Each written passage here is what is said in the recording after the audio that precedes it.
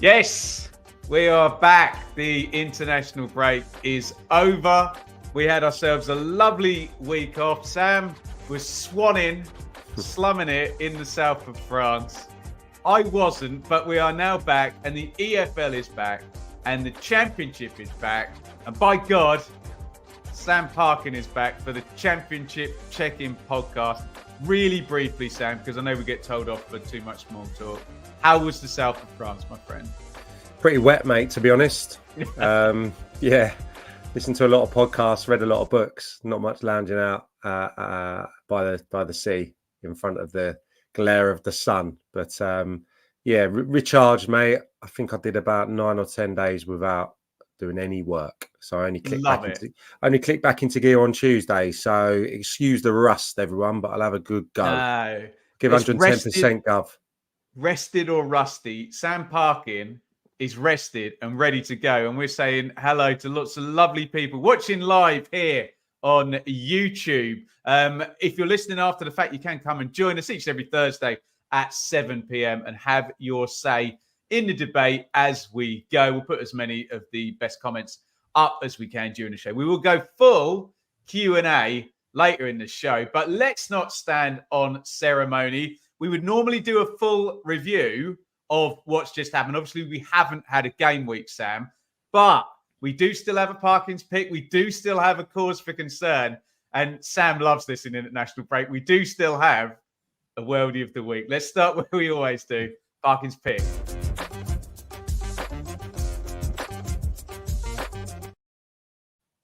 So, not too many stories with Everton stealing all the headlines, Sam. What have you picked out as your Parkin's pick this week? Yeah, I'd probably say this most weeks, but I certainly wrestled with it in the last couple of days, and we did together collectively. We are going to go for basically Norwich City and the inactivity at Norwich City over the last 2 weeks. So we sat here, Sam, and speculated along with all of the chat that the incoming, well, to be fair, we didn't know Norwich were going to win the game before because we broadcast on the Thursday. Obviously, they went off and beat Cardiff, didn't they? And we sort of all speculated that, oh, okay, this is a done job now. And David Wagner is going to be gone because the new sporting director, Ben Napper, had his sort of start date moved forward and he was coming in on the Monday. But no activity. He's obviously having a look at it, taking a view. Why, Sam, do you think he's come to the conclusion to do that when maybe the fan base has turned a little bit against the manager there? Well, it's a big call, isn't it, for an incoming sporting director to make that decision straight off the bat. So I'm sure that would have played a part, heaped enormous pressure on the young man's shoulders. I know he's got 14 years experience kind of in the background at Arsenal, but this is a job that he's never done before. So we don't really know what we're getting here. It does make me laugh that I know it's an enormous job, an enormous task, but the way we discuss sporting directors now, it feels like this Norwich City sporting director dilemma, drama has been going on for weeks. So many column inches dedicated to it. Who would have thought it 10, 20 years ago? And this Ben Napper, yeah, big expectations about what he can do. So I think that would have been, particularly tough for him, the individual. I think the result has helped David Wagner. I think we'd be foolish not to suggest that, despite the goals only coming really late and for 80, 82 minutes. They were behind, weren't they? Let's get it right. It was more of the same, wasn't it? So I said prior to kickoff that I wasn't sure a Norwich City victory would save David Wagner's job, but I think it has to a degree. And I think when you think about the problems that we've voiced over the last 6 weeks, maybe slightly longer, they're still very evident to me. You've got the potential of, I know Gunn's missed the last few, returning, Hanley, captain, hasn't had him all season. And more pertinently, that front two that I held in real high regard early part of the season, I thought was a big reason for the successful kickoff to the campaign and the results they were getting, not only with what Josh Sargent, for one, was doing in terms of his finishing and his threat as an attacking player, but what they did in tandem without the ball. I think that Barnes and Sargent was so important to the style of play, the way they were dropping in. I think Stephen Schumacher at Plymouth Argyle was very vocal after their handsome victory over Norwich that you have to control the middle of the pitch. That's where Norwich are trying to get the numerical advantage, and then players like Rowe, Hernandez at time, Fashnat, springing on the counter maybe, or in transitions, probably the right terminology now. So to have those players back, that gives David Wagner and Norwich City a much better opportunity of picking up some results. So I can see the thought process of just letting Ben Napper get his feet under the table. Hopefully David Wagner can get a few results, and maybe he can turn this around yet. What's the more likely scenario then? A, the manager who is under pressure, works well in tandem, gets a new lease of life, and the results improve. I'll put the fixtures up there for you, Sam. They're not terrible, are they? You've got QPR and Sheffield Wednesday in the next 5 who are in the bottom 3. You've got 3 home games out of the next 5. The obvious other scenario is we're all sat here in what I call a Paul Hurst situation, which happened with Ipswich, where he wins the game before the international break. He gets the next 2 weeks. He loses the next few games, and you've wasted 4 weeks. What do you think is the most likely scenario? Oh, it's hard, isn't it? I think QPR is a pretty nasty game. In terms of the atmosphere, the way it's been at Carrow Road. QPR team who I believe have improved in the last couple of games. They've got a problem scoring goals, but I think with another fortnight on the training ground with Marti Cifuentes, who looks to have improved things straight away, I think that's a tough opening game. Beyond that, it's a no-win situation, that game, isn't it? Yeah, it is. It is. I mean, you'd fancy Norwich to, put Sheffield Wednesday, maybe Rotherham to the sword at home because they've still got better players. I think, QPR have got good players. I think we've said that consistently when they can get their 11 out on the pitch, and there's probably more chance of that after the international break. So I think it's a difficult game. I probably, on the face of it, would be surprised if this is going to be the new sporting director's guy. Some of the comments from him, wants to control the ball. I think probably wants to play a little bit more possession than maybe we've seen from Norwich this season, where I think they're well down in that regard. And he'll probably want to play with a little bit more intensity without. I would have associated that with David Wagner's sides previously. Not sure if we've seen that so far under his tenure at Norwich. So, yeah, a couple of those things would alarm me and still lead me to believe that there's going to be a change. And I think that brings us on to probably the departing Stewart Webber, doesn't it? And some of the problems that have been made over time, I think, at Norwich since the successful promotions, since, some of their heady heights in the Premier League when they took some scalps because they got some of the business right. I think there's been some pretty bad transfer windows in the last few years. Obviously, they lost their way in terms of letting Daniel Farke go and appointing a few managers that didn't work. So, yeah, I think in the main, Stewart Webber at Norwich City should be remembered for bringing some brilliant players to the club initially, backing Daniel Farke, probably putting an onus on the youth. Initially, that's what his spell kind of makes me remember him by. So, yeah, I think he did, in the main, I think more good than bad. But latterly, yeah, I think quite a lot of problems at the club, at the core, in terms of the playing squad, and probably a big job for the new guy and probably a lot of change necessary. And just to round this conversation out, Sam, I think that's the issue that I understand Norwich fans having, that Stewart Webber came in, and yes, you're right, had in 2019, if you asked me who's the hottest sporting director in English football, I would have said Stewart Webber, but he came in and had to tidy up, and it looks like Ben Napper is going to have to do the same thing. Keep your comments coming in. We're going to move on. And he always finds one, even with no EFL football. It's time for Sam Parkin's Worldie of the Week.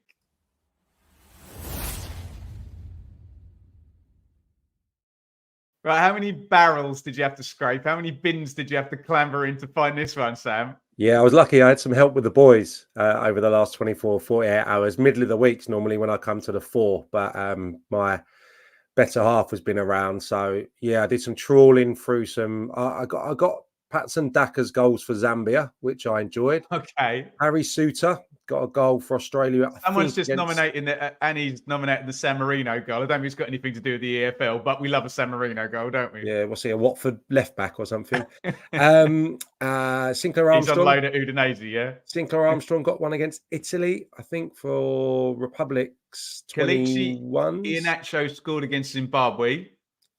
Just remembered as well, I didn't look at these goals, but I think Nonto got himself a brace in that same game that Sinclair Armstrong scored in. Anyway, I digress. We were going to give it to Stewart Armstrong purely because he was on the deck at one point during the build-up of this goal.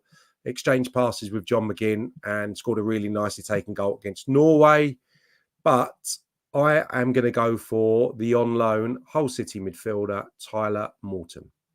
And Sam, I need to get your professional eye on this because he's taking it early on the half volley with the right foot there at Goodison Park. So if you haven't seen this goal, he's going to hit that beautifully through the crowd, low and into the corner. Is that a technique you would be coaching, Sam? Well, it does look a little bit like he's got a wooden leg, I've got to admit. And considering he hasn't scored last or this season, I'm going to cut him some slack. Okay, understood. You know, he played 40 games, I think, last year on loan for Blackburn, obviously from Liverpool. This is an under-21s game for England against Northern Ireland, and he hasn't scored this season for Hull. So he's not known for his goal scoring, but I thought the touch was good, chest control, and then, you know, controlled his finish really well. Right-footed, half volley. Keeper didn't really move, a little bit unsighted. Harvey Elliott, his Liverpool teammate, I think scored the other 2 goals in the game and was talking, waxing lyrical basically about Morton's involvement, in which I think was his first start for the 21. So I've seen that from Wally, Sam, in the comments. Had a dozen shots for City, none on target. Yeah, I think just a couple of assists, but, you know, he's playing high pedigree young player. So, you know, maybe this will see him kick on, but he was outstanding in the game and probably the best goal I could find. But I think we may have to just soften the Worldie just for this week, maybe to goal of the week. Sam, I think it's a sterling effort for you to Thank you, mate. These now. I'm always like, look, I don't know what you've got for me this week, but find something in these. In it. And the great news, Sam, is that when we get to the January one, we can just pick an FA Cup goal scored by an EFL guy, can't we? So there's nothing until March for internationals. Right, that is the Worldie of the week, which goes to Tyler Morton. And we are going to move on to a bit of a controversial cause for concern.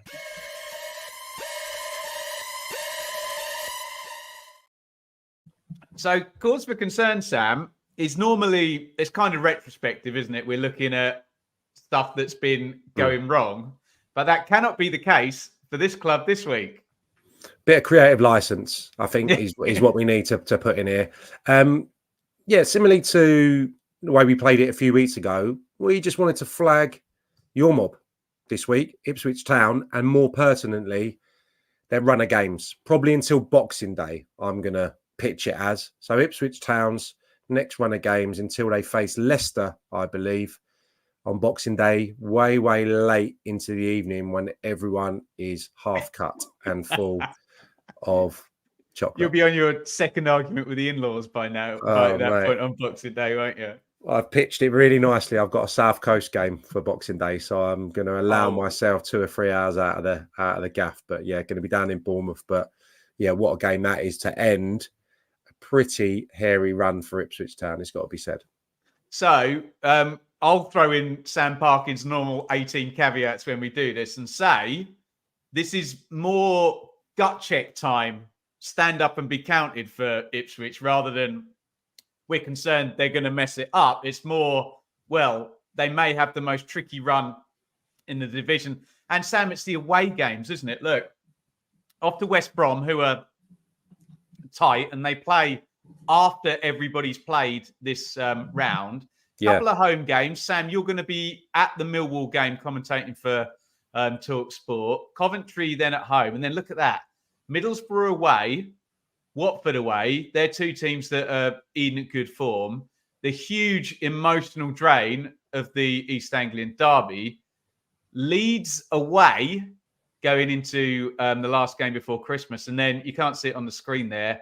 Leicester at home. So, Sam, we could be sat here doing the post-Boxing Day show after your cushy South Coast number has got you out of the house, saying they've come through it. Amazing. They've held their lead. Or we could be saying they need to go again after a really, really hard run. That's how we're pitching it, right?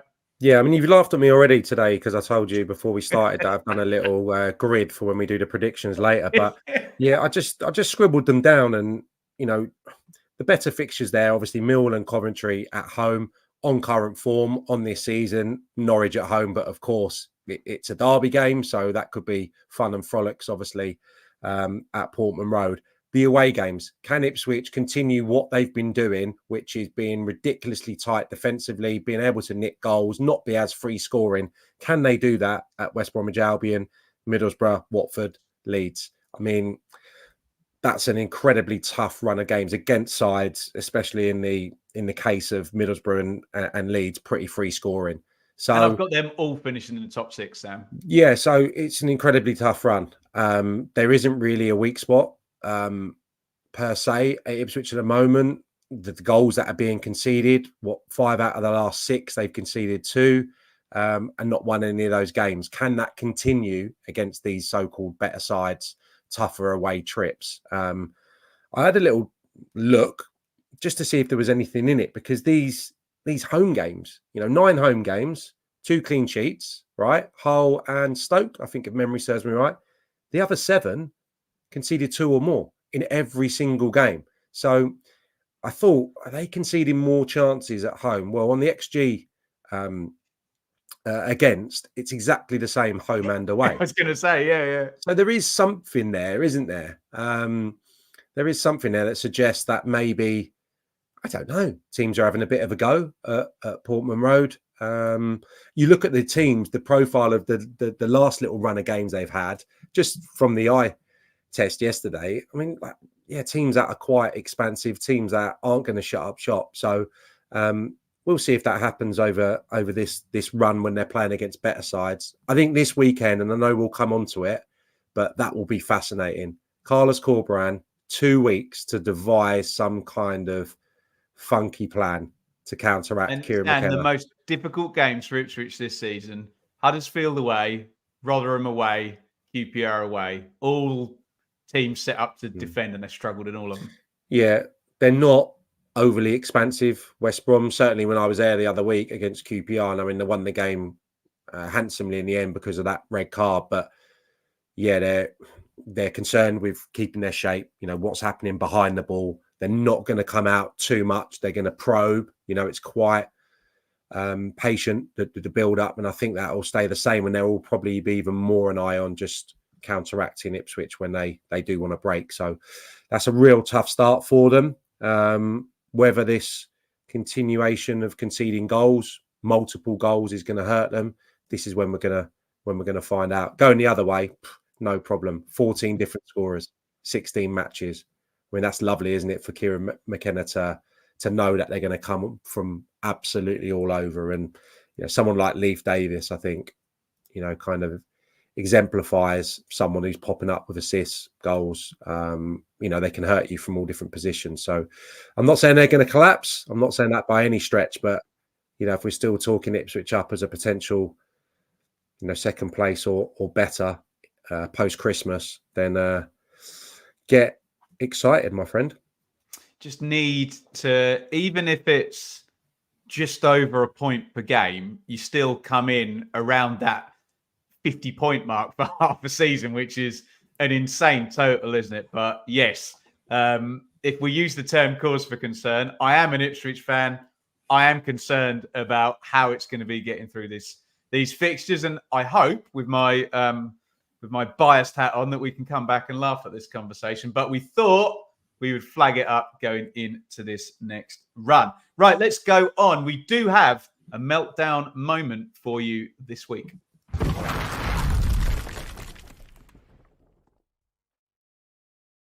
So normally we might get a refereeing call or something crazy happening. But Sam, you've picked out one of the clubs we praise a lot for their off-pitch stability, good decision making. Why is Rotherham your meltdown? Yeah, well, I probably think that they called time on Matt Taylor slightly early, and I know that could be a controversial shout. I'd definitely be in the minority. And listen, it's very marginal. The results, particularly the away results, don't make me say the victory at Sheffield United again. That's been my go-to for months. That the last time they won away, just the 1 point on the road. Listen, that is problematic, whatever level of football you're playing at, and that's probably what it is why Matt Taylor's lost his job, especially the way they went down at Watford without a whimper, really. So away form's been dreadful. You know, there was a couple of stellar home wins, wasn't there, over Norwich, Coventry, if memory serves me right. Some good performances. Leicester, where they only lost by the odd goal. So the home form has not been too disastrous. The reason to pitch them here today, I just think you've done the decision, you've made the call. Why is his remaining staff members in interim charge for this game? And yeah, there is a chain of thought to say they're all professionals and they're being paid by the club and what have you, but these are Matt Taylor's guys. So Sam, to be clear, timeline wise, if this decision was made on the first Monday, it was leaking on the Sunday, this decision was made straight after that defeat at Watford. And I think your contention here is that for a club so well organised, why do you make the decision to get shot of the manager and then not have the succession planning? Yeah, I think that's part of it. I think, you know, I think we had them as Parkin's pick early part of the season. And I think I spoke about, and listen, maybe it wasn't an enormous sea change, but that it felt like a long-term deal, a long-term appointment here where improvement, slow but steady improvement was the remit. And in turn with that, I think it was about changing the style, making it more exciting. And I think I saw snippets of that the early part of the season. It was different from the way that Paul Warner had gone about it. And of course, very successfully at times. But I think when you're taking someone from the lower division with a really small budget at Rotherham in comparison at the level, I think they'll probably, if they go back down, they won't be one of the top budgets in League One. So I think this was an appointment that needed time, needed Matt Taylor to have a look at it, probably have a few windows and probably really work with his team of, by all accounts, really knowledgeable, talented backroom staff to improve the overall style of play and probably try and consolidate in time in the Championship by playing better football. So to leave Wayne Carlisle, Scott Brown, Dan Green was off at Aston Villa, I believe, got headhunted from Exeter. But these are guys that worked with Matt Taylor at Exeter, had great success. They're obviously in charge for what is one of the biggest games of the season, I would say, against Leeds on Friday night. And I just think the chairman has done so much good, hasn't he? Done so much good. I just think the decisions maybe come a little bit too soon, and also to not have the replacement ready to go with such an enormous game. Then they go away to Hull as well after that. I mean, these are two really formed sides. I just fear for them this week. I think on Friday it could get a little ugly.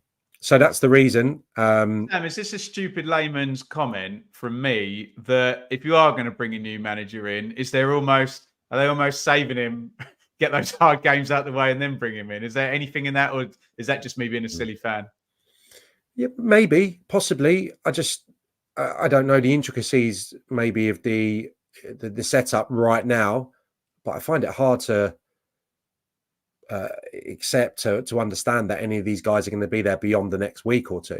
No. So it's a difficult proposition for them. Of course, I'm sure they'll try and do it to their utmost ability, but the realism is that they'll probably be off with Matt Taylor when he gets his next job. So yeah, I've seen a few names. Gary Rowett would be one that that'd be a good one, yeah, would stand out. I saw a lot about Alan Neil assisting Chris Wilder, of course, and I think Chris Wilder's ex-Rotherham, is he not? Alan Neil certainly had Alan Neil is, had the job, didn't he? And those two work brilliantly together. I just think that's probably, I don't want to say out of the price market, but I just think that I'm not sure Chris Wilder's gonna be a better fit for what's been there before in that squad in terms of making them hard to defeat, start stacking up a point per game, and get away from the bottom. Maybe, but it would probably be, a contradiction to what I've just said.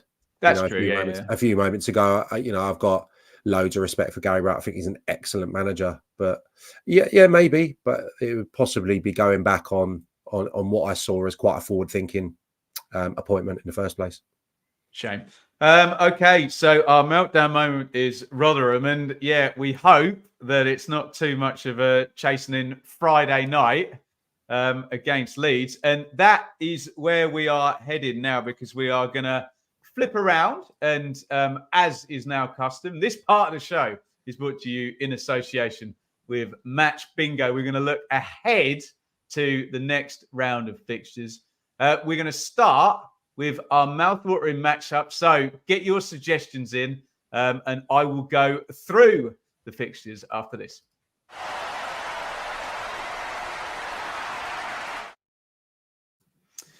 Okay, so we are up to round 18 then, Sam. And I hate to say this, I think we're a bit spoilt for choice this week. Some really good matchups to choose from. Let us know yours in the comment, what you think the best narrative around a game is this weekend. You could choose the Rotherham backroom staff against a pretty formidable looking Leeds at the moment, 6 wins in 7.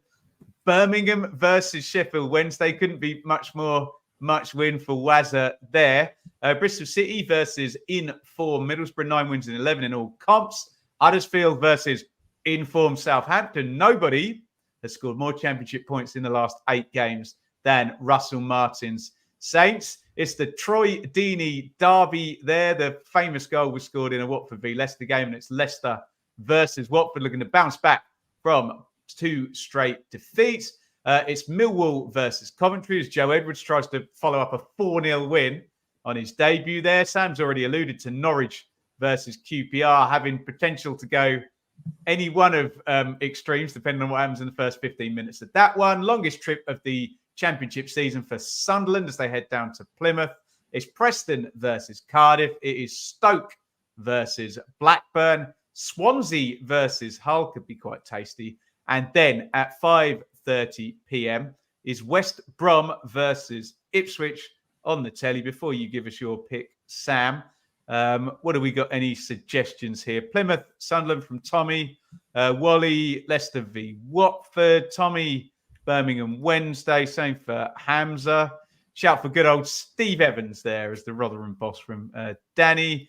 And a West Brom versus Ipswich from Billy. What are we going for Parkin's pick, Sam? It feels a little, is it sadistic? Is that the right terminology? Like we're going... Call it muck like you always do. Yeah, we're going Birmingham, Sheffield Wednesday today for all the wrong reasons. Yeah, and I have been defending the... I'm not defending Wayne Rooney's record because it's terrible. That's an objective fact. But the caveat I've been putting in is that they've disproportionately had teams that are high in the league. That ends this week because they're at home to the bottom place team. So it's a huge one for Wednesday because if I'm rolling out that as a theory, I'm debunked if they lose a home game to Sheffield Wednesday, aren't I? Yeah, and then Blackburn, Rotherham, Coventry, Cardiff. So let's put Saturday's game to one side for now. Yeah, the next 5 games could define if this is going to be more headlines, more mayhem, if they can possibly depart with someone of the ilk of Wayne Rooney. I mean, I think that would be absolutely ridiculous. Let me get that out there. Now they've made this decision, they're going to have to see it through. They're going to have to see it through, even if they are losing, a portion of that next run of games. You said to me yesterday, you think this is must-win territory. Oh, massive. I think it's almost must-win, but I think it's must-perform as well. I don't know why I'm just producing like a weird phrase there, like for the first time. Do you know what I mean? Sometimes I think the win is everything, or the performance will just stabilize the crowd and what have you. I think they need both probably in this game. So it's going to be tense. I think there's been obviously improvement, certainly in that Ipswich game, but I thought there was a real regression against Sunderland. Some of the goals they gave away against the Sunderland side that were missing quite a few, I think, on the day. So that's a little bit of a concern. And when you're coming up against a team, I hope I've done this right because I haven't fact-checked this, not scored in 9 hours away from home, Sheffield Wednesday. Wow. I think that's right. So also, Sam, with Wednesday, under Danny Roll, they won that home game against Rotherham. Yeah. All the other games, they've lost and they haven't scored in. Yeah. So it's from that perspective, and just the 1 point away, I think they completely mirror Rotherham's, away record, Sheffield Wednesday. So on the road, they've been dire. With all that, and listen, I haven't seen Sheffield Wednesday live under Danny Roll, but everything that I've read and everything I've seen tells me that the fans are actually still quite optimistic about this appointment, which I'm pleased about because everything that's going on around Sheffield Wednesday is problematic. If they can actually have a manager who they can actually see the possibilities of this progressing into something akin to better football, exciting football, then I'm all for it. I like the appointment straight away. I think that the results could improve. A lot of that may be down to January and just fill in those little gaps. I think he looks to want to play the back three. I think the wing backs are holding them back a little bit. I know that there's been a bit of criticism for the goalkeeper. Vasquez could come back into that at the weekend. And the strikers, I think that's where their focus will probably go on in the window. If they can get maybe one or two to give them a little bit more intensity, maybe a little bit more pace at the top end, then I'm not going to say it could be salvaged, but they could have a better second half of the season. So I think a lot hinges on that, and a lot hinges for Birmingham, I think, on what they do.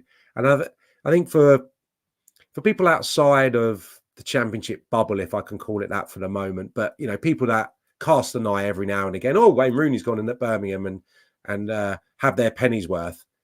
I don't think Birmingham have got the resources to throw loads at it in January because of, I think I don't know, I think there's a backdrop of FFP as well. And I just don't think that's after summer, wouldn't there? I just don't think that's going to be the case. So people that were thinking, it's playoffs or bust for Wayne Rooney, well, they've had a reality check in the last few weeks. And I don't think this is probably going to turn around by the activity they do in January. So it will probably be consolidation, cracking on next year. Injury problems. Lee Buchanan looks like he's back. Keshi Anderson returning soon. Those two have been really missed. So I think there are positives for Birmingham ahead of the next run of games. But yeah, if I see Birmingham 0, Sheffield Wednesday 1 coming in on the old video printer, there's going to be some headline writers ecstatic, isn't there, over the weekend? It's one of those games. Home win, big story. Rooney wins his first game. Home defeat, big story. Rooney lost again. He still hasn't won. Sheffield Wednesday get the first away win. Draw. Rooney hasn't won again. Is going to be the story, isn't it? Whatever happens, this has got just. That's interesting from Annie Harris on the chat there, saying that Wednesday impressed him at Ashton Gate, even in defeat. So, yeah, I mean, I think there's been something there. One little other aspect which I always read about: Barry Bannon and the 2 in the centre of the park. I just think you need to get an extra body in there. And that's something to keep an eye on this weekend. Maybe it's not the game for it against Birmingham. Maybe you can get away with that. Although I don't mind Birmingham in that department. But I just think Sheffield Wednesday are better when Barry Bannon's got 2 protecting him and he can be that free-spirited playmaker. If you're nervous about this game and you're a Birmingham or a Sheffield Wednesday fan, you can have a bit of fun over on Match Bingo. Look, I'm on it, Sam. There is my Match Bingo card for Birmingham versus Sheffield Wednesday. Right. Help me manifest this. So on the Birmingham side of the ledger, I need them to have an attempt saved, which we can all see happening, I think, especially if Vasquez comes back in. He made several saves against Ipswich. On the Sheffield Wednesday side, not so sure about this. I need direct woodwork hit, no goal as well. That might be a sneaky one. I'm a bit worried about this one as well, Sam, although I've put the wrong one up on the screen there. Where's me violent, dubious one?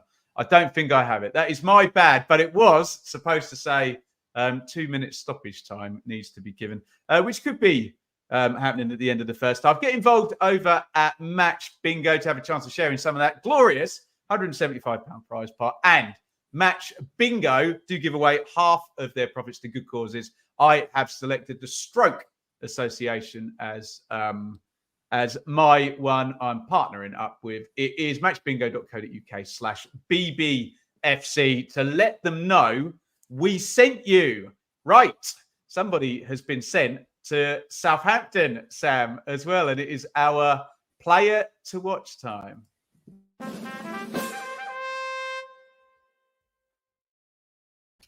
Has there ever been a more hyped player gets signed when he's injured? Hasn't kicked a ball yet, but we're all very excited to see our player to watch this week, Sam. Yeah, big Ross Stewart. Rod Stewart, it sounded like there, didn't it? Big Ross. Yeah, 8 minutes. 8 minutes he had, didn't he, off the bench? Oh, he's singing. He's singing. I was trying to do a Rod Stewart throaty vocal and it didn't work. Why don't you talk about football and give your expertise about Rod? I really like him. You put it in my head now. Yeah, I think I've championed him really. Really like him. Yeah, so 8 minutes he had, didn't he, against West Brom in that victory. Yeah, interestingly, he's not really Russell Martin gone with a 2-up or the orthodox 2-up. Well, that's probably a sign of the times because not many teams do this day and age. But I think he has done on 2 occasions. And interesting, the last time out in that victory, I think Sulemana was playing, off Armstrong, or it was a combination of the two.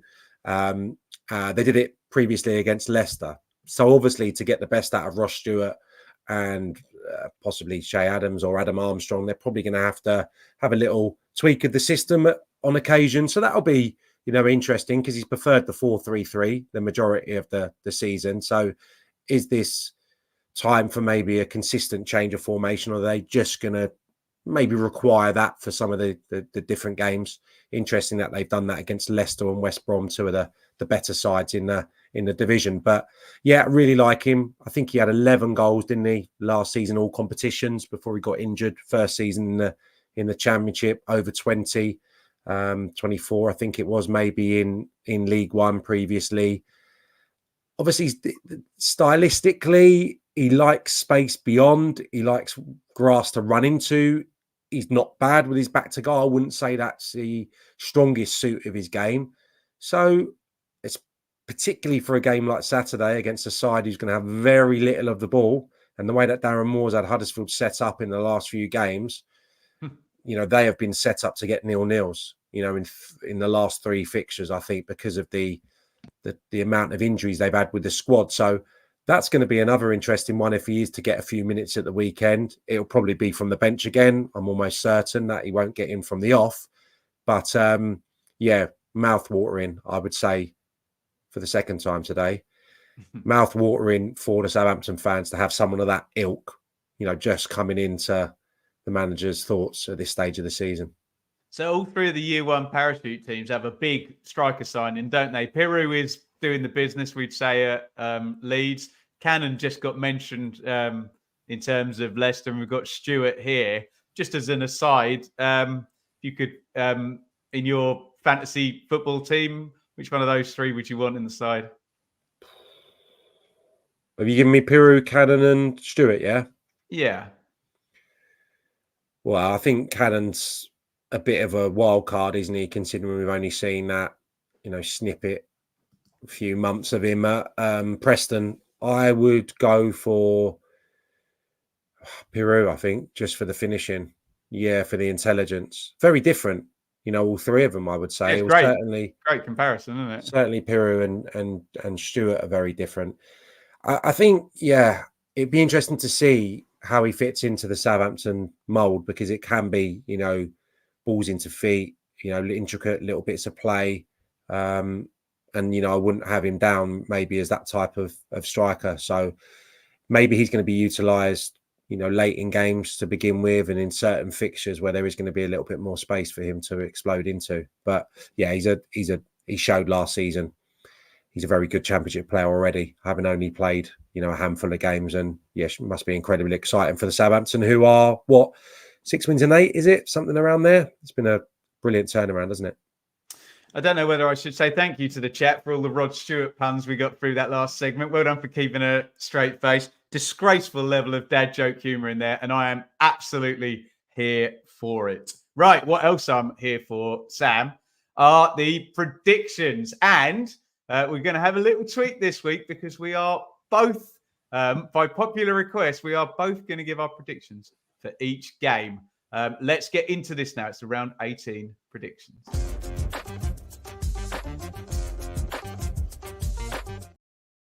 Of course, it's not the round 18 predictions. It's round 17 predictions.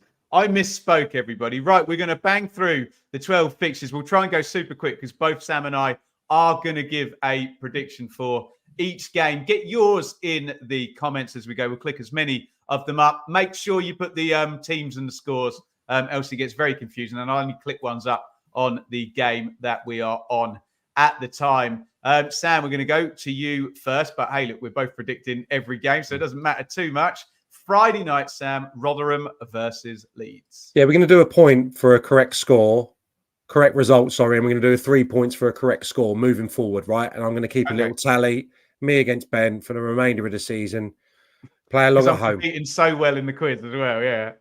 Play along at home. That's the line I was going to insert. So let us know how you get in. So 1 point correct result, 3 point correct score, just because I've quite enjoyed doing the predictions and we've not done it properly, have we, last few weeks, Ben? Anyway, Rotherham against Leeds. I'm going to go first. I think this could be ugly. I think with a 2-week rest, for everyone concerned, I think Leeds could come out flying here. I am going 0-3. Ooh. Ben, I've got a pen. I'm going to scribble down your result. Go. I won't double you up. I will go 0-2 in that case. And I will move us on to our mouth-watering matchup, which is Birmingham versus Sheffield Wednesday. I'll go first, Sam. And for all of the talk of lots of narratives, let's back Wazza to get his first win, Sam. I will go Birmingham 2, Sheffield Wednesday 1. What are you saying? I'm going to go for Sheffield Wednesday to get something. I'm going to say it's going to be a frustrating night at St Andrews. I'm with Dave. I'm going for a 1-1, which takes us on to Bristol City against Middlesbrough. First home game for Liam Manning? Yeah, first home game for Liam Manning. Middlesbrough in good form. Do we get a semi-bounce there? Because you would make Middlesbrough the favourites to win this, Sam, on that basis. But I wonder if Bristol City can get themselves a point. Open game, probably the action in the second half. I'm going to say what you said for the last one. Let's go Bristol City 1, Middlesbrough 1. What are you saying, Sam?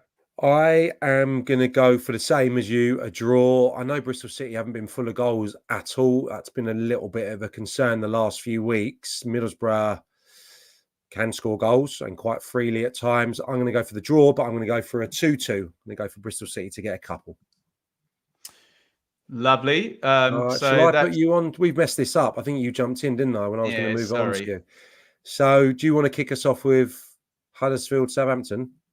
Yes, I shall. And do you know what?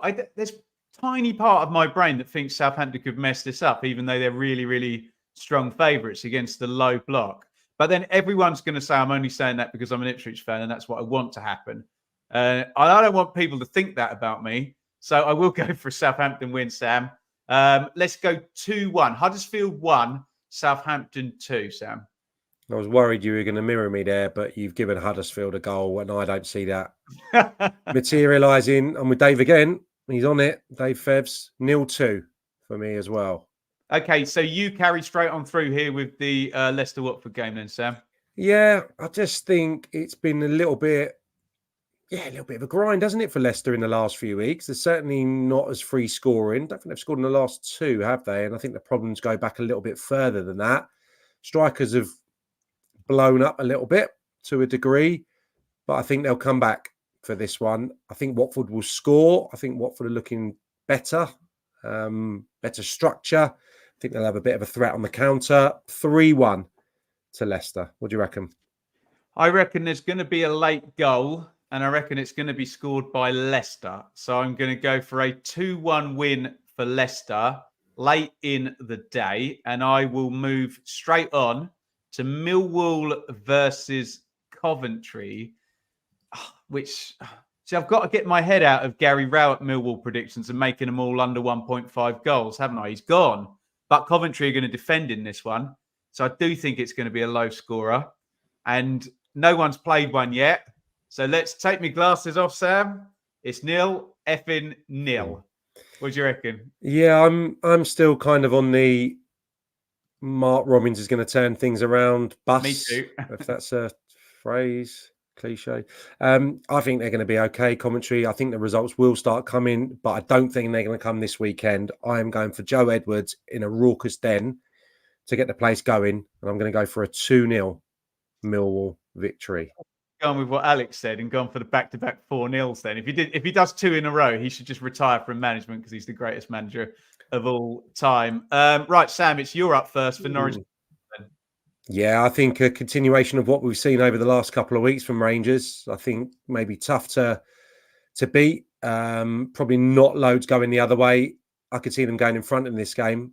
And I could see Norwich maybe just getting the share of the spoils. I'm going to go for a 1-1. What do you reckon?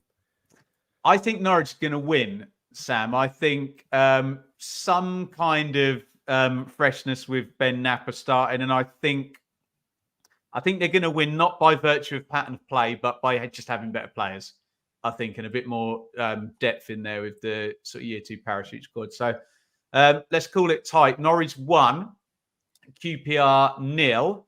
And I will move on to Plymouth Sunderland, which should be a really damn good game, shouldn't it? Both teams to score in this one. In fact, let's go heavy. Let's go for 5 goals. Plymouth 3. Sunderland 2. That brought a smile to his face, didn't it? Yeah, because I've got it the other way around. I've gone excellent. I love that. Plymouth 2, Sunderland 3 for me. Yeah, magnificent. Shall I kick us off with Preston against Cardiff? I think this is one of the hardest ones really to place, isn't it? I think Preston obviously had that derby win. Cardiff didn't really turn up, I don't think, in large portions of that game against Norwich by all accounts. So, because of that, and I haven't really got a Scooby, I'm going to go for the old 2-2. Crikey. Preston v Cardiff. So, Cardiff are better than we think they are normally, aren't we? But then Preston are 5th. Not much in this. Let's go for Cardiff to sneak a 1-0 win. And I think in the bold predictions, I said there was going to be a penalty missed in this game. So, let's go all in. Preston to miss a penalty. Cardiff to win 1-0. And on we go to Stoke versus Blackburn. Now, Stoke are in good form. Blackburn are unpredictable, which means that Blackburn probably beat Stoke.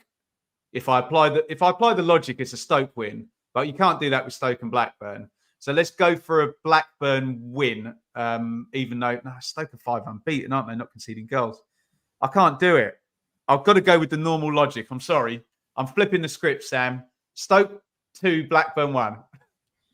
Well, that's what I've got down, mate. You know that I prep for this and I actually do my predictions before we come live. So I'm not going to change for that. So that's that's the one we're going to tie. Although Blackburn, you always think Blackburn are good for a goal. I know they beat them last time out, but they were really good at Norwich, weren't they? The style of play, the quality of the goals. But they're just so inconsistent. And Stoke starting to get things right. I know they've not scored in the last couple, but they're strong at home. Well, I expect them to be strong this weekend anyway. 2-1. Shall I kick us off with Swansea against Hull? I think these two were the toughest, actually. I'll go back on that about Preston Cardiff because I can visualise your 1-0 to Cardiff now, probably from a set piece. So I think the same result, but I'm going to switch it around. I like Hull. I think they've turned up away from home. Maybe just didn't do themselves justice at Portman Road, if recent memory serves me right. But I think they can win here at Swansea. I'm going to go for a 2-1 away win. Okay, I'll play tactically then in terms of beating you with the points, and I'll flip the other way around. So I'll go for a Swansea win. Can they shut Hull out is the question, isn't it? If they can, I will go Swansea 1, Hull City 0. Which takes me, annoyingly, to our last game, which is West Brom versus Ipswich. I hate going first with Ipswich. They're going to lose one day, Sam. They're going to lose. So I'm going to get my losing Ipswich prediction out of the way then. West Brom 1, Ipswich 0. Would hate to see it, but I'm going to predict it. Please make me happy with your prediction, Sam. No, that's what I've got, mate. I can see the logic. That's what I've got as well. Okay, I'll go for Carlos Corbrand to get his nose in front early doors, sit on it. Ipswich bang the door down. West Brom get another on the counter. 2-0. I'm not going to change my sentiment because you've gone for it as well. You're not as fickle as me. Guys, thank you for all your predictions in the chat. If you're watching after the fact, get your predictions down there in the comments. And in future weeks now, we will report back on how we did the previous week. Speaking of the previous week, it is time to play the week that was.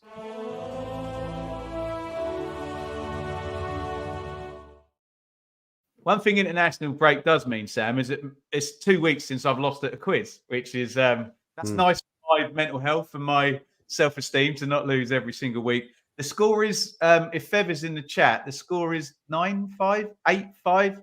Yeah, there you go.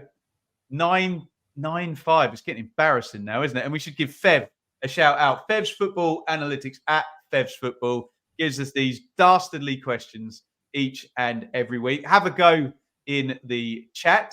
Sam, would you like to ask or be asked first?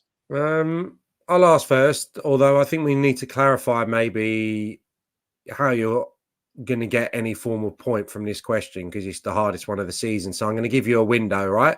Okay. So let's discuss that before you give me your answer. So in the 192 championship matches played so far this season, how many matches have been won by the away team?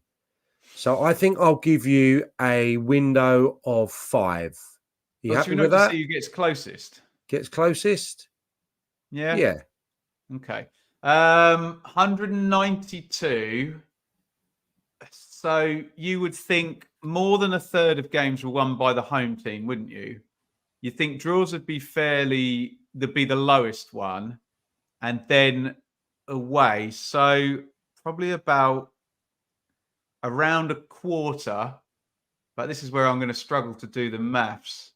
192, 60, sorry, 192, 60, 6, let's go a bit higher than that. 67, I will go for, of 192 championship games have been won by the away team. Good maths, mate. You did well there. You're 6 out. It's 61. Oh. 61. I was going to say 63 to begin with and went even further away, didn't I? 6 out. I'll do well to beat that. Because you might have figured out what the question is. In the 192 championship matches so far this season, how many matches have been won by the home team? Well, so that leaves us 131, right? Yes. I have no idea on average. Think there's more home than I've no idea. I've no idea how many games are drawn. Although I'm thinking about managers, when you see the managerial record, and there's never too much in it. It's not been too defensive and drawy this season, has it? No, but don't start putting stuff in my head. I think there's probably more draws than you imagine. There's got to be more than that. So I will go for I don't know. I'll go for 88. 86 was the answer. You beat me again, you shit. Mate, but in the chat, look at this from Vindaloo, who's got 85, and Ian, who is one of our channel members, has got 87. But yeah, you were 2 out. Can I just say you had a big advantage answering second because you could deduct the 67 from mine. But yes, that's probably the victory I'm the most proud about of the whole season because that was Why hard. Are you rubbing it in? Because that was combining. You're a bloody sportsman, so competitive, eh? That was combining a little bit of maths as well. Do you know what I mean? You had to think about that one. That's a different part of my brain that I don't invariably use. 10-5. Did anyone get close on the? To be fair, I got closer. Paddy said 58 on the away games. Alex said 48. Everyone was much closer on the home games, which probably illustrates, Sam, that you had the easier question there. But Yeah, I'm no not going doubt. to be churlish about it, Sam. I'll congratulate you on another win in the week that was. You're now 10-5 up. You have answered twice the amount of questions correctly that I have. Speaking of questions, it's about time to do some Q&A. So any questions for me or for Sam, get them in the comments right now, and we'll round out this lovely podcast with some Q&A.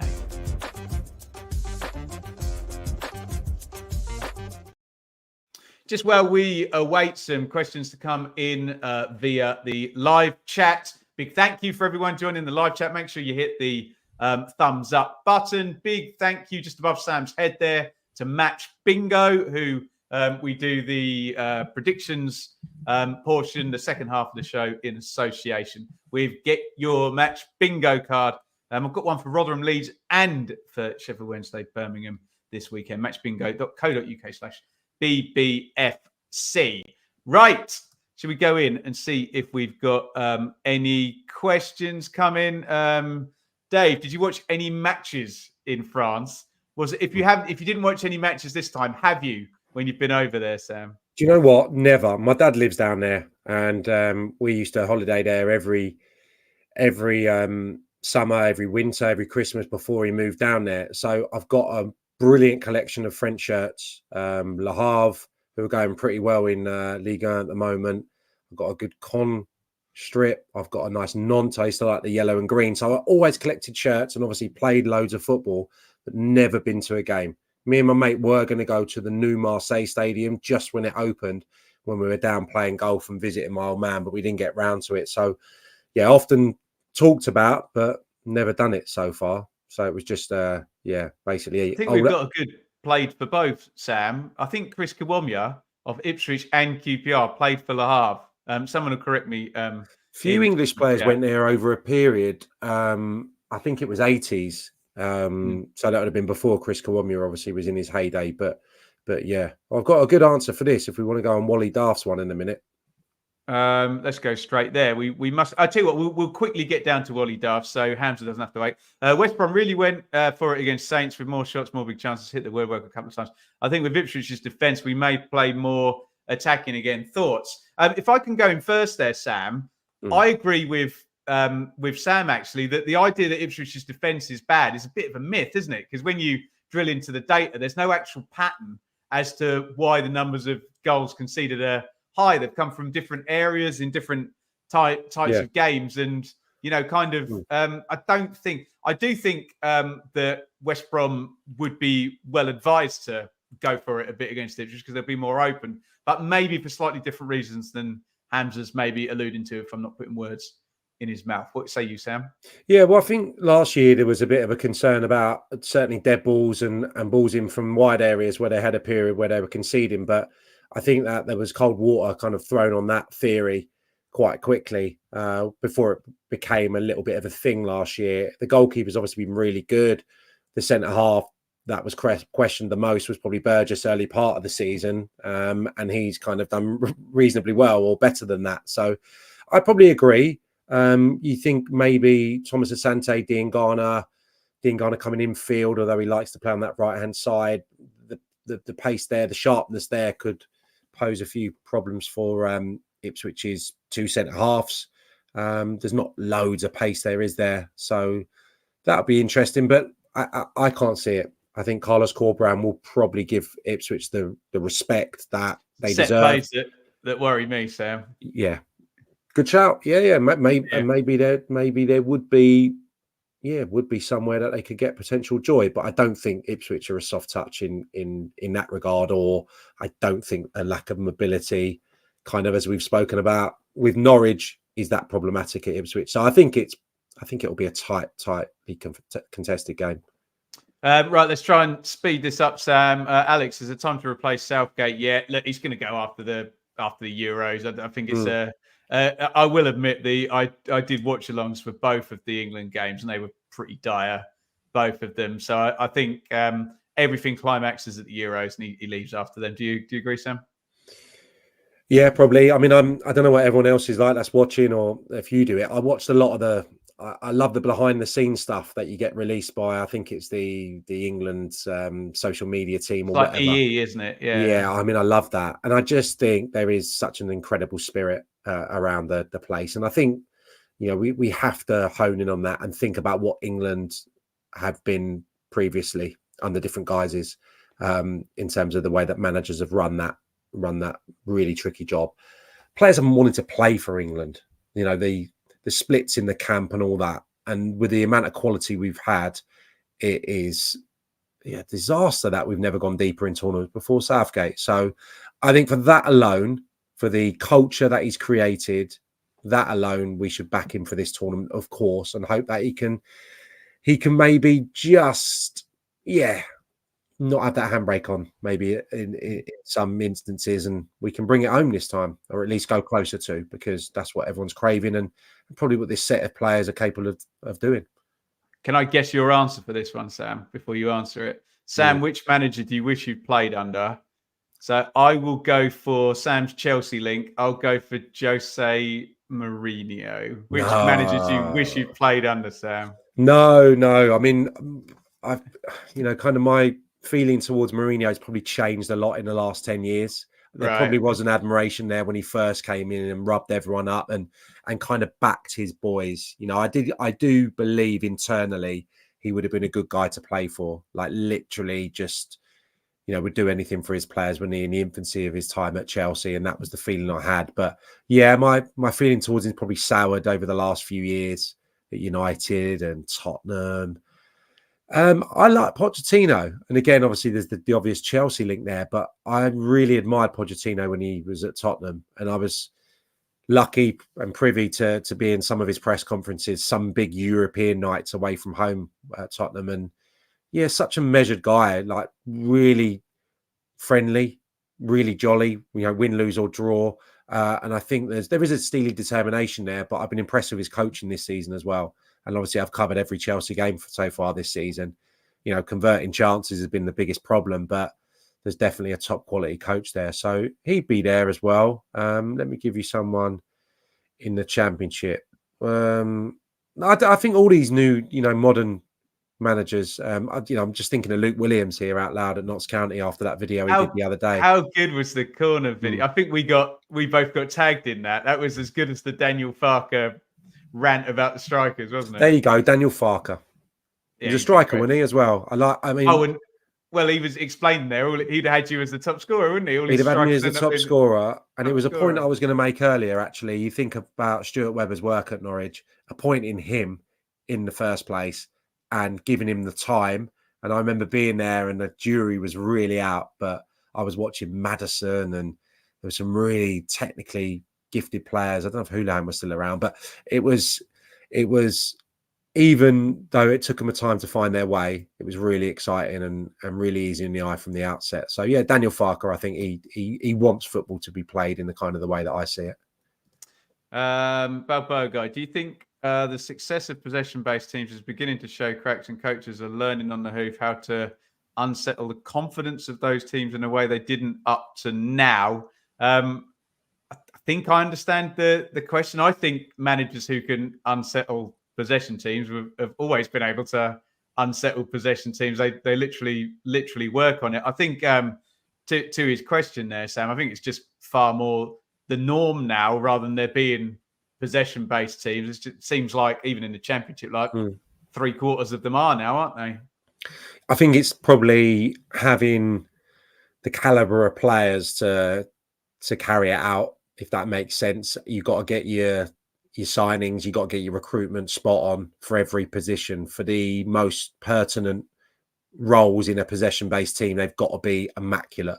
They've got to be immaculate, otherwise you get found out. In the next generation, aren't those players going to get phased out? You can't have a keeper that can't play the ball out to the side. You can't. Do you know what I mean? Is that not?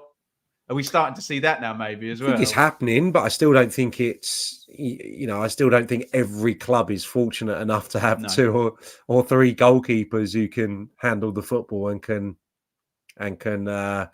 rotate it around as some managers crave now. So I still think it's down to that. And the further down the levels you go. If you've got one, what's the terminology? If you've got one weak spot in your lineup and you're trying to play that way, the opponent will recognise that and they will pressurize and press the living daylights out of that player. So I think a big part of it is getting your business done in a correct manner and getting those players out onto the pitch. So I don't think it's dying off, but I think the analysis now, the opposition team are just going to be on you if there's someone who's not comfortable in that style.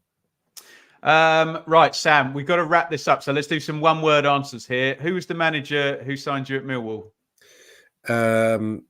Keith Stevens. And he didn't give me my debut. Ray Harford and Steve Gritt took over from him, and those two gave me my debut in temporary charge. Beautiful.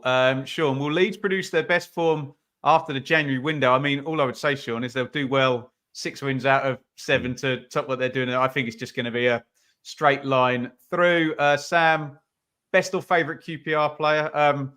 Enid is struggling, Dave. Bless her. Thank you for asking.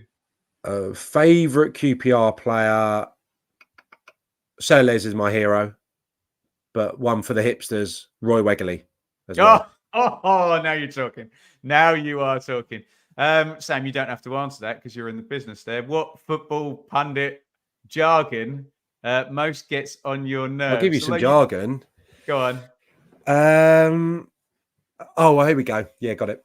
If a pundit is ever saying they've got to move the ball quicker, that's because he's got nothing technical, tactical. He's not been watching. He can't break the game down. It drives me mad. Got to move the ball quicker. I mean, it just doesn't mean anything. And it's always when a pundit's scrambling, and I've probably been guilty for it. It's normally when, a team a la Southampton are playing against a team who is sat in deep and frustrating. What have they got to do to break them down? Got to move the ball quicker. Come on. Got to move the ball quicker. It's not jargon, Sam, but any manager of the month curse, get out.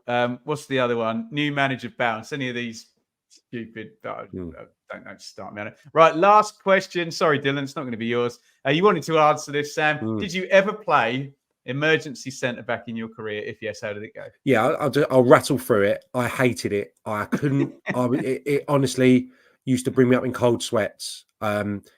Mick McGivern was my reserve manager at Chelsea, and because of circumstances, occasionally I'd go back there because I was a big bloke. But having to hold a line, I didn't know whether to hold a line, go with runners. When you've spent your whole life trying to get away from people, when the hand's on the other foot, honestly, I hated it. I was just playing people on side. So only fast forward a few years, and we were decimated by injuries at St Mirren up in Scotland before the League Cup final. And you're a senior pro here now, and listen, I don't think the lads knew it, but a couple of the lads got together and said, let's wind Sam up. One of them pulled me, and it was like maybe the Thursday, I think it was a Sunday game, or the Friday. We had 2 training sessions to go, basically. It was after the penultimate training session, and said, Gaffer's thinking about playing you centre-half at Hampden, like in the final. I'm like white as a sheet. There's nothing to suggest, obviously, why it wouldn't be true. So I've just gone, all right, and gone home and just been petrified, thinking, oh my God, I've not done it for 20 years. Hated it when I'd ever been asked to do a job. And obviously went in the next day petrified, and it transpired that it was all just a wind up. And I was like, oh, thank goodness for that. Banter. There we go. Guys, thank you so much for joining us. It's absolutely great to be back. With the Championship Check-In podcast. We will be here again next week on a Thursday. Sam, are you at game at the weekend? Just at Chelsea at the weekend. So looking forward to that one. Barber guys just pulled me up and saying the hand's on the other foot. Yeah, it doesn't sound right, does it? I like mixing up shoes on the other foot. Yeah, I like mixing up my analogies. I was just trying to rattle through that story, so that's a good one. Chelsea Saturday. They're away to Newcastle. But working for Chelsea TV. And then I've got Middlesbrough Preston Tuesday and Ipswich Millwall Wednesday. Are you in studio for Middlesbrough, or are you going up to Middlesbrough? Yeah. Going up. Co-coms. Yeah. That's a trick, isn't it? Maybe we'll have a little slightly different slant on next week's show, eh? And I'll do... I'll see you at the Ipswich Millwall game, won't I? We can do a bit of in-depth stuff on those 2 games in particular, maybe. That'd be great. Cool. Thank you, everybody, for joining us. Thank you for your support in the comments. Please hit the like button if you're listening after the fact on the podcast feed as well. Do go and give us a 5-star review. It's a huge thank you for listening to the Championship Check-In podcast.